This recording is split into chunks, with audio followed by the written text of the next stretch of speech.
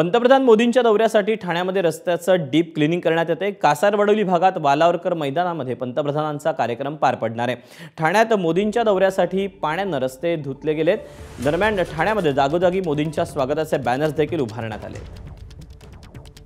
पंतप्रधान नरेंद्र मोदी आज महाराष्ट्र दौऱ्यावर आहेत आणि संध्याकाळी 4:30च्या सुमारास नरेंद्र मोदी ठाणे येथे येणार आहेत आणि ठाण्यात नरेंद्र मोदींची जाहीर सभा होणार आहे। विविध प्रकल्पाचं भूमिपूजन जे आहे ते पंतप्रधान नरेंद्र मोदींच्या हस्ते आज केलं जाणार आहे आणि त्याचीच ही जय्यत तयारी जी आहे ते आपण जर बघू शकता।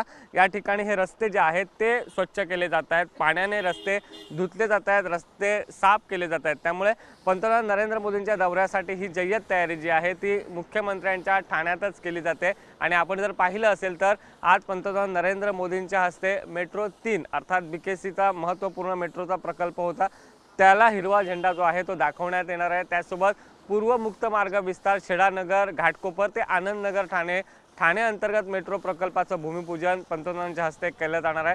त्यासोबत मुख्यमंत्री लाडकी बहीण योजनेच्या लाभार्थ्यांचा सत्कार देखील या ठिकाणी केला जाणार आहे। आणि आपण जर बघितलं असाल तर या ठिकाणी जी आहे ती तयारी केली जाते, साफसफाई जी आहे ती रस्त्यांची केली जाते।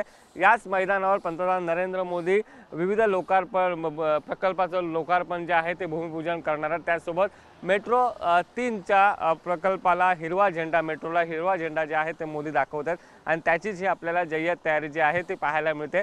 4:30च्या सुमारास पंतप्रधानांचं इथे आगमन होईल, त्यानंतर एक तासाभराचा कार्यक्रम आहे आणि त्यानंतर ते बीकेसीला मेट्रो 3ला हिरवा झेंडा दाखवतील आणि मेट्रोने प्रवास देखील करणार आहेत। कॅमेरा पर्सन आसिफसह सुशांत सावंत, एबीपी माझा, ठाणे। एबीपी माझा, उघडा डोळे बघा नीट।